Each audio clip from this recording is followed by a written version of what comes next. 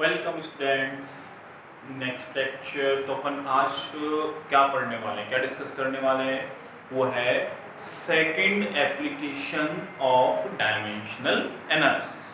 ठीक है, first application तो अपन ने कल डिस्कस कर लिया था, जो क्या था, किसी भी फॉर्मूले की एक्यूरेसी चेक करना। इसके अलावा मैंने आपको दो एक क्वेश्चंस दिए थे, आपने दोनों चेक करके देख लिए होंगे। आंसर है कि दोनों फॉर्मूले एक्यूरेट है। आंसर क्या होगा उसका, दोनों फॉर्मूले एक्यूरेट थे। वो आप कैसे चेक करते हो, आप क्लियर करें, ठीक है ना। अपन जब इस लेसन के क्वेश्चन आंसर करेंगे तो आपको बता देंगे कि वो कैसे अपन ने सॉल्व किए थे। तो अपन आज नेक्स्ट एप्लीकेशन पे आते हैं। नेक्स्ट यूज है बेटा establishing formula between physical quantities. ये हम कैसे करते हैं, ये मैं आपको एक मेथड के जरिए समझाऊंगा, एक क्वेश्चन के जरिए। फॉर एन एग्जाम्पल आपसे क्वेश्चन कहता है कि फिजिकल क्वांटिटी है Q। क्या है, फिजिकल क्वांटिटी है Q, जो कि किस किस पे डिपेंड करती है। एक तो डिपेंड करती है X पे और एक डिपेंड करती है Y पे, यानी X और Y दो अलग अलग क्वांटिटीज। ठीक है, तो इन चीजों पे डिपेंड करती है, तो हमें इनके बीच में फॉर्मूला क्रिएट करना है। कैसे करेंगे फॉर्मूला क्रिएट, देखो बेटा, तो अपन का एक मेथड होता है। अपन क्या करते हैं, सबसे पहले अपन प्रोपोर्शनल की फॉर्म में लिखते हैं x की पावर a और y की पावर b। पहले हम कैसे लिखेंगे कि जो फिजिकल क्वांटिटी है वो प्रोपोर्शनल है x की पावर a और इनटू y की पावर b की। ठीक है, अब अपन क्या करेंगे, इनकी डायमेंशंस लिखेंगे। जैसे फॉर एन एग्जांपल मैंने q की डायमेंशन लिख ली m की पावर 1, L की पावर 2, T की power minus, for an example. ठीक है, ये मेरे लिखी है Q की डायमेंशन। डायमेंशन जब लिखते हैं तो प्रोपोर्शनल साइन जो है इक्वल में कन्वर्ट कर देंगे। ठीक है, अब लिखेंगे अपन X की डायमेंशन। फॉर सपोज अपन मान रहे हैं कि X की डायमेंशन है M0 L1 T2, सपोज कर लीजिए, और इस पे पावर कितनी है a इनटू y की डायमेंशन में सपोज कर लेता हूं M1 L1 T, इस पे कितनी पावर है b। इस तरह से मैंने इनकी डायमेंशन अभी केवल बेटा सपोज की है, एक्यूरेट मैंने लिखी नहीं है। ये डायमेंशंस मैंने केवल अभी सपोज की है कि हो सकता है इनकी डायमेंशंस हो। ठीक है ना, क्योंकि है M1 L2 T-1, X की मैंने सपोज की है M0 L1 और T2, और Y की मैंने सपोज की है M1 L1 और T1। ये मैंने डायमेंशन सपोज कर ली। अब क्या करेंगे अपन, अब इसमें सिर्फ मैथमेटिकली सॉल्यूशन। तो देखिए, ये तो मैंने डायमेंशन लिख दी M1 L2 T-1। ठीक है ना, अब देखो इनको थोड़ा सॉल्व कर लो। तो देखो पावर्स के ऊपर पावर है तो सारी पावर मल्टीप्लाई हो जाएंगी। तो देखो m 0 into a 0, l 1 into a a, t 2 into a 2a, कर दिए solve. Next into m 1 into b b, l 1 into b b, t 1 into b। ठीक है, अब और आगे सॉल्व करते हैं। तो M1 L2 T-1 equals to M0 plus B, ये हो जाएगा B, क्योंकि देखो बेस जो है मल्टीप्लाई होंगे, तो अपन क्या करेंगे, इनकी पावर्स को ऐड कर देंगे। L A प्लस B और T की पावर 2A प्लस b, ये अपन ने पावर्स ऐड। अब देखो अपन को केवल कंपैरिजन करना है। क्या करना है, कंपैरिजन। देखो इनके जो है बेस इक्वल है, m m l l t t, है ना इक्वल बेस। तो अपन को क्या करना है, इनकी पावर्स को भी इक्वल कर देना है। बेस इक्वल है तो इनके पावर भी क्या हो जाएंगे, इक्वल हो जाएंगे। तो देखो b की वैल्यू कितनी आई, यहां से कंपैरिजन करो, इसकी m की कंपैरिजन करो m से, b की पावर कितनी है 1, यानी b की वैल्यू कितनी है 1।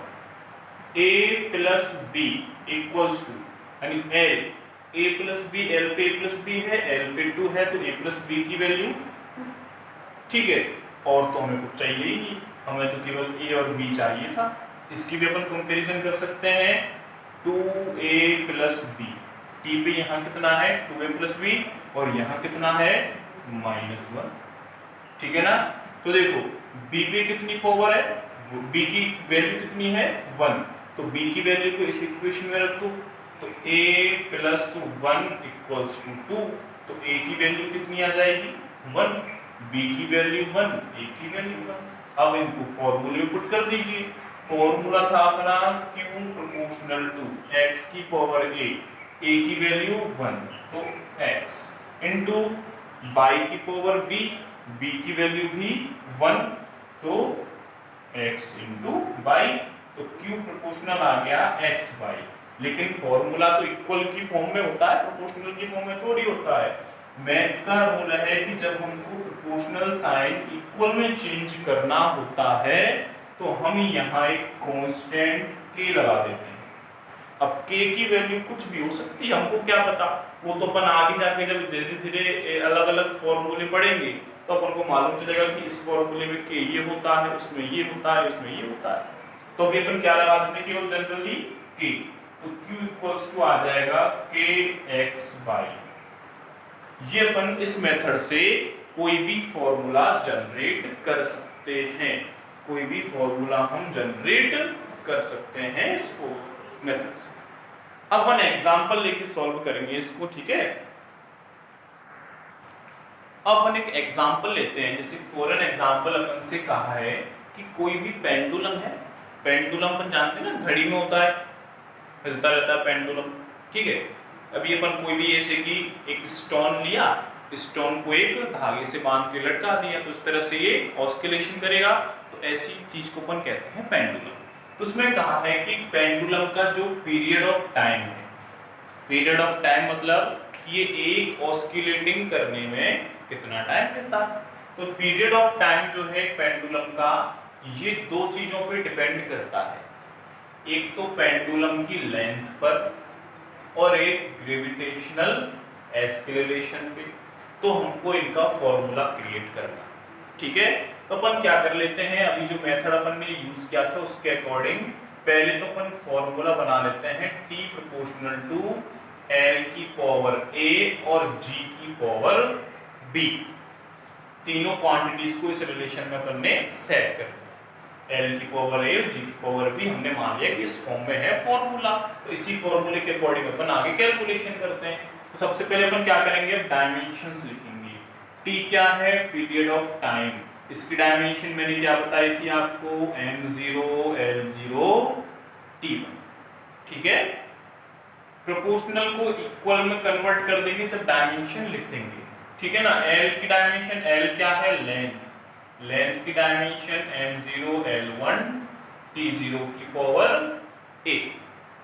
g क्या है, ग्रेविटेशनल एक्सेलरेशन, कोई सा भी वो है तो एक्सेलरेशन, और एक्सेलरेशन की डायमेंशन m0 l1 t-2, इस पे कितनी पावर है b, इसकी मैंने पावर लिख दी बेटा b।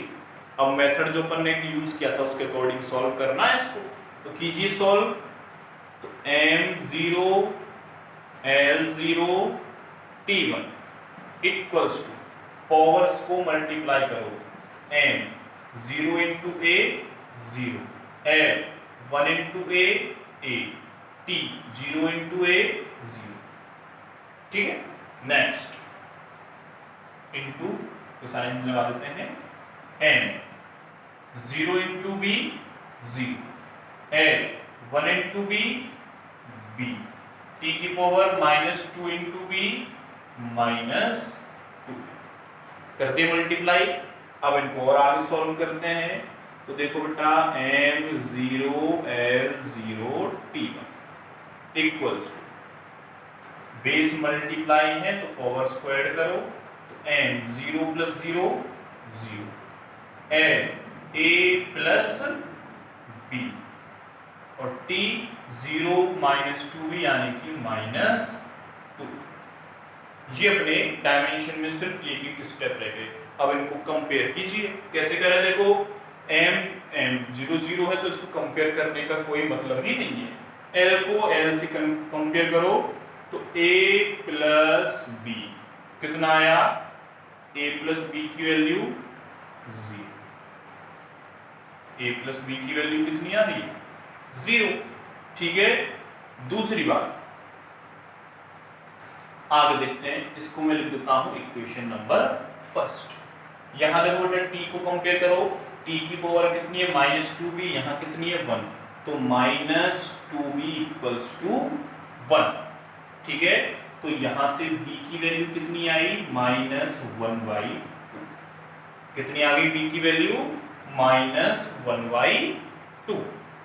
एक b की वैल्यू को इक्वेशन फर्स्ट में रख दो तो a -1/2 = 0। b की वैल्यू कितनी है? -1/2। तो a = कितना आ जाएगा बेटा? 1/2।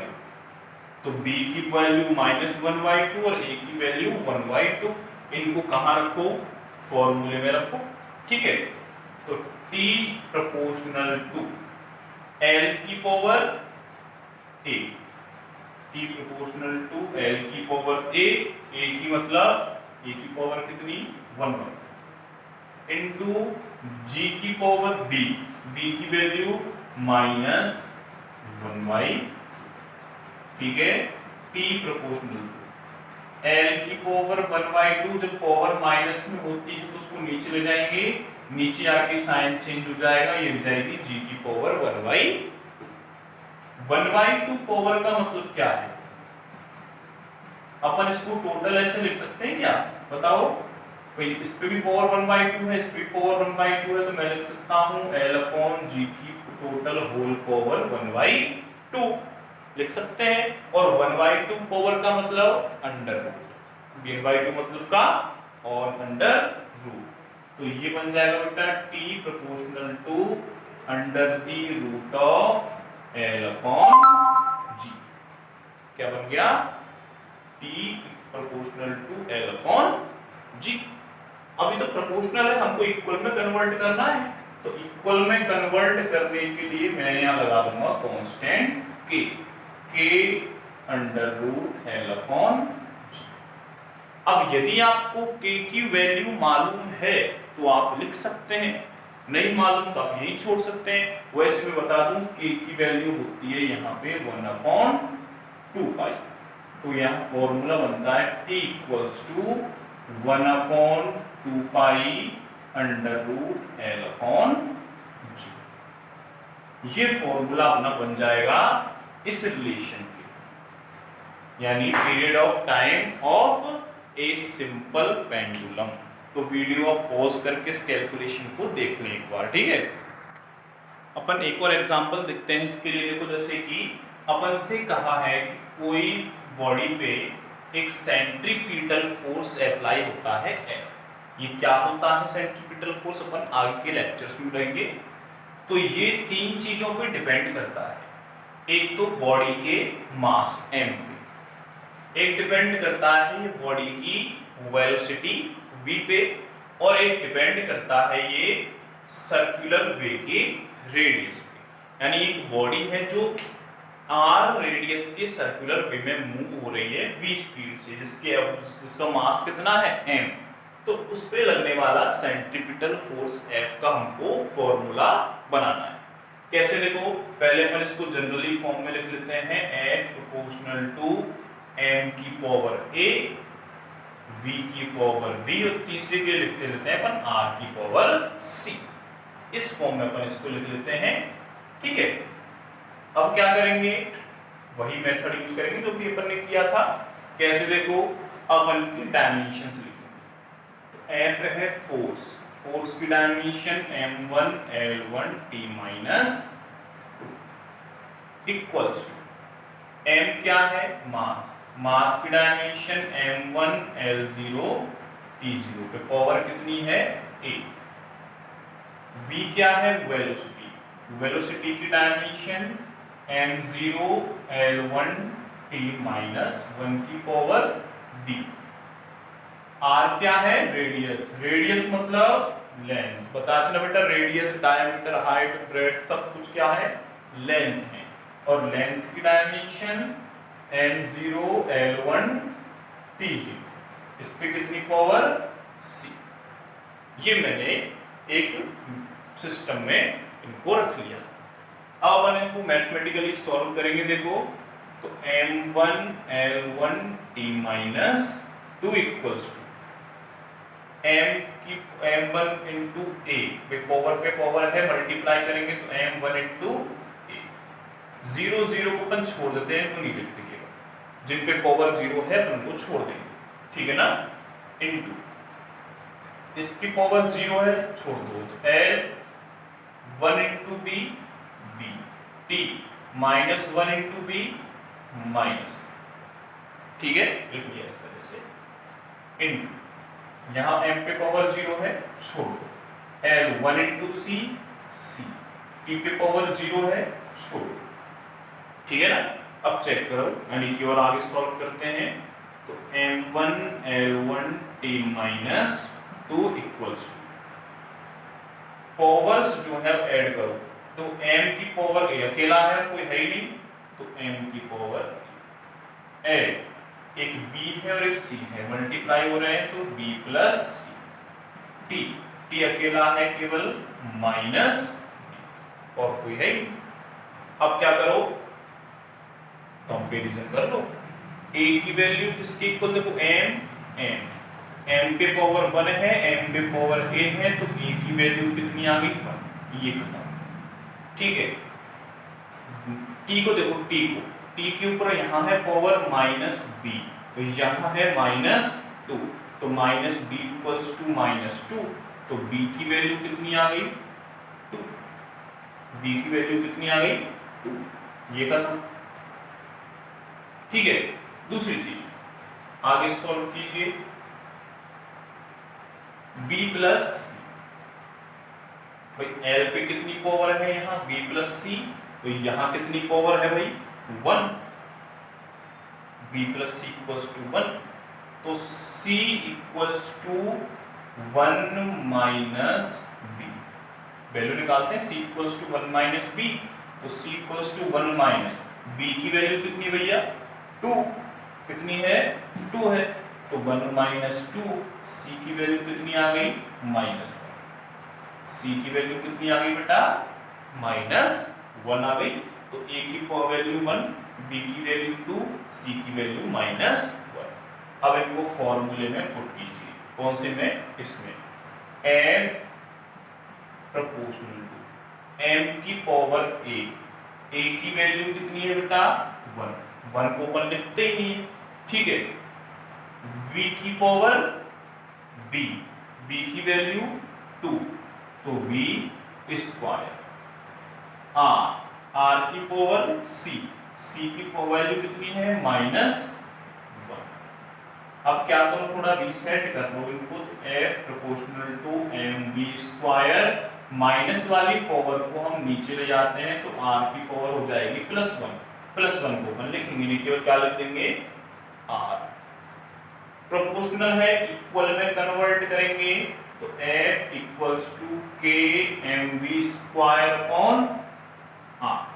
आप लोग इसको यहां छोड़ सकते हैं, क्योंकि हमें k की वैल्यू मालूम नहीं है, लेकिन जनरली आपको मालूम होना चाहिए, यहां इस फॉर्मूले में k की वैल्यू 1 होगी। हर फॉर्मूले के लिए k की वैल्यू अलग होगी, ठीक है ना। तो यहाँ इस फॉर्मूले के लिए k की वैल्यू कितनी होती है? 1। तो F का हमारा सेंट्रीपिटल फोर्स का फॉर्मूला हो जाएगा mv स्क्वायर अपॉन r। क्या फॉर्मूला हो जाएगा बेटा? mv square upon r। तो ये एक और एग्जांपल मैंने आपको बता दिया है, इस मेथड से आप इसको सॉल्व कर सकते हैं। इसको पॉज करके आप एग्जांपल देख लें एक बार। अब इसके बाद मैं आपको 2 क्वेश्चन बता रहा हूँ, आप घर पे ही सॉल्व करने वाले हैं, ठीक है ना। फर्स्ट में बता रहा हूँ आपको क्या, कि किसी भी बॉडी द्वारा किया गया जो वर्क है वो 3 चीजों पे डिपेंड कर रहा है। किस किस पे? एक तो बॉडी के मास पे, एक ग्रेविटेशनल एक्सेलरेशन पे और एक बॉडी की हाइट पे। तो इनका फॉर्मूला आपको क्रिएट करना है, ठीक है ना। वर्क का क्या फॉर्मूला होगा। दूसरा क्वेश्चन है क्या, वो आपको क्रिएट करना है कि जो अपनी काइनेटिक एनर्जी E, अब एनर्जी तो कोई सी भी हो, काइनेटिक हो चाहे बिना काइनेटिक हो, एनर्जी एनर्जी होती है। ये दो चीजों पे डिपेंड करती है। किन किन पे बेटा, एक तो ये डिपेंड करती है मास पे और एक डिपेंड करती है स्पीड पे या वेलोसिटी पे। तो इसके लिए आपको फॉर्मूला क्रिएट करना है। तो आपको दो फॉर्मूले क्रिएट करने हैं, वर्क के लिए और एनर्जी के लिए, ठीक है। बाकी अपन थर्ड एप्लीकेशन पढ़ेंगे कल के नेक्स्ट लेक्चर में। देन आप प्रैक्टिस करते रहें, ठीक है। Thank you.